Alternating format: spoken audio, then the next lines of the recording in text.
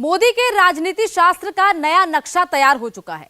इस नक्शे में मोदी अलग अलग स्पॉट के लिए अलग अलग रिक्रूटमेंट कर रहे हैं, अलग अलग डेवलपमेंट कर रहे हैं। प्रदेश की राजधानियों में कमान कौन संभालेगा, सब ऑन पेपर है। पन्ना प्रमुख से लेकर प्रदेश प्रभारी तक सबके मोबाइल में ये पूरा पॉलिटिकल मैप होगा। कहां क्या रिसोर्स लगेगा, क्या फोर्स लगेगा, एक एक चीज तय हो रही है। मोदी 2024 के लिए एक बहुत जोशीली टीम तैयार कर रहे हैं और इस राजनीतिक नक्शे में सबका रोल तय कर रहे हैं। मोदी 2024 कैसे लड़ेंगे, इसकी एक झलक आपको इस रिपोर्ट से मिल जाएगी। क्या अब मोदी 303 सीट से आगे बढ़ गए हैं? क्या बीजेपी के लिए जीत की गारंटी हो गए हैं मोदी? क्या केसीआर की हार के बाद थर्ड फ्रंट का फॉर्मूला फेल? क्या अब 2024 की लड़ाई सीधे मोदी और राहुल के बीच होगी? 2024 लोकसभा चुनाव का सेमीफाइनल कहे जाने वाले 5 राज्यों में से 3 मध्य प्रदेश, राजस्थान और छत्तीसगढ़ में बीजेपी ने जोरदार जीत दर्ज की है। इस जीत ने एक बार फिर से बता दिया है कि जनता के बीच मोदी मैजिक बरकरार है। वहीं तेलंगाना में बीआरएस की हार से केसीआर का थर्ड फ्रंट का सपना भी टूट गया है। अब ये तय है कि 2024 की लड़ाई अब मोदी बनाम राहुल होने जा रही है। कहा जा रहा है कि 3 राज्यों में जीत के बाद मोदी अब 303 सीट से भी आगे बढ़ गए हैं। इसकी वजह भी है 2019 के लोकसभा चुनाव से पहले बीजेपी इन 3 राज्यों में चुनाव हार गई थी। इसके बावजूद लोकसभा चुनाव में 303 सीटें जीती। ऐसे में इन चुनावों में अपने शानदार प्रदर्शन के बाद भाजपा अब की बार 400 पार के नारे के साथ कम से कम 400 सीटें जीतने का लक्ष्य रखेगी।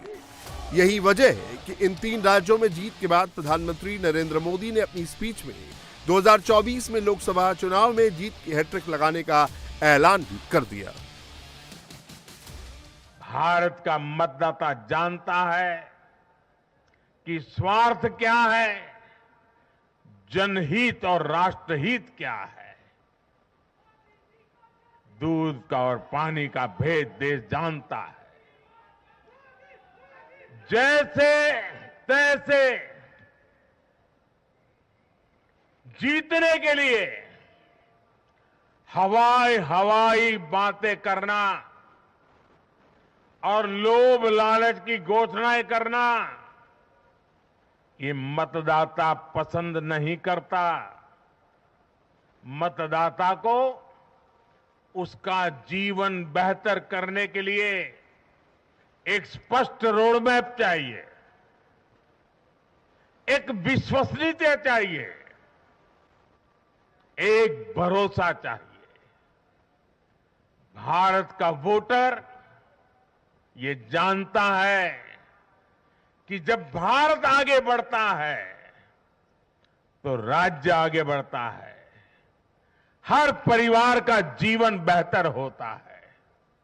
इसलिए वो बीजेपी को चुन रहा है, लगातार चुन रहा है।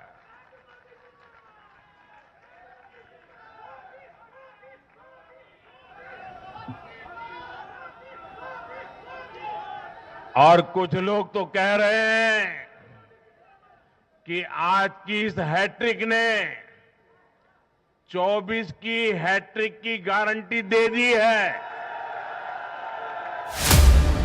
2019 में बीजेपी ने 12 हिंदी भाषी और पश्चिमी राज्यों की 299 लोकसभा सीट में से 227 सीटों पर जीत दर्ज की थी।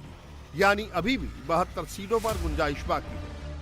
इन राज्यों में यूपी, बिहार, मध्य प्रदेश, राजस्थान, छत्तीसगढ़, दिल्ली, झारखंड, हिमाचल, उत्तराखंड, गुजरात और महाराष्ट्र शामिल हैं।